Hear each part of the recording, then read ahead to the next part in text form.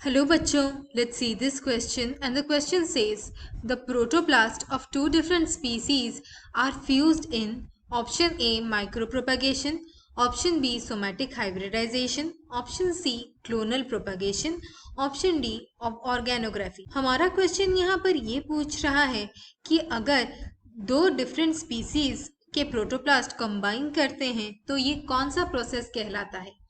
Option दिए गए हैं micro propagation, somatic hybridisation, clonal propagation और ऑर्गेनोग्राफी।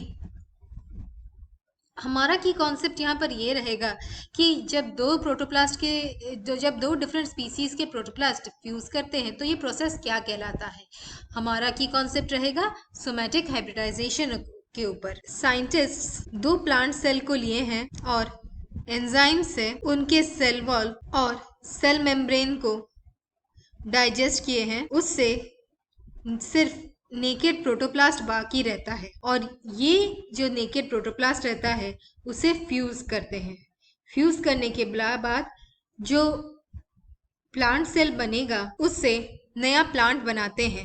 यहाँ पर जो दो प्लांट सेल्स लिए गए हैं वो दो डिफरेंट वैरायटीज के होते हैं और उनमें डिजायर्ड और सिलेक्टेड कैरेक्टरिस्टिक्स रहते हैं। ये जो नेकेड प्रोटोप्लास्ट रहता है फ्यूज करने के बाद प्लांट सेल बनता है और वो प्लांट बनता है, उस प्लांट में वो डिजायर्ड कैरेक्टरिस्टिक रहना चाहिए और इस प्रोसेस को कहते हैं सोमैटिक हाइब्रिडाइजेशन।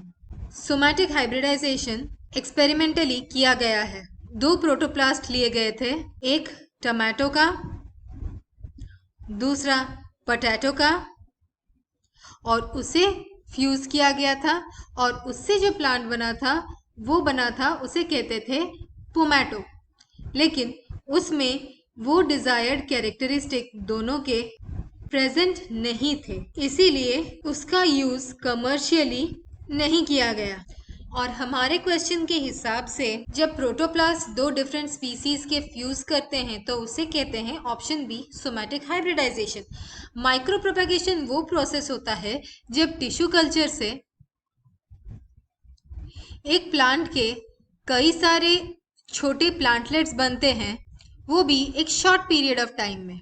क्लोनल प्रोपगेशन यानी कि प्लांट्स के क्लोन्स बनाकर या फिर हम कह सकते हैं सोमा क्लोन्स बनाकर फिर उनका नंबर बढ़ाना, उसे कहते हैं क्लोनल प्रोपगेशन। लेकिन इसमें प्रोटोप्लास्ट का इन्वॉल्वमेंट नहीं होता, इसीलिए ऑप्शन बी हमारा आंसर नहीं है।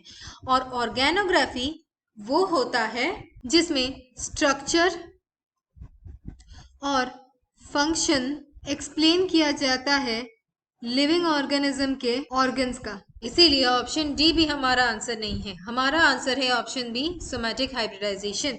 आई hope you understood the solution. Thank you and all the best.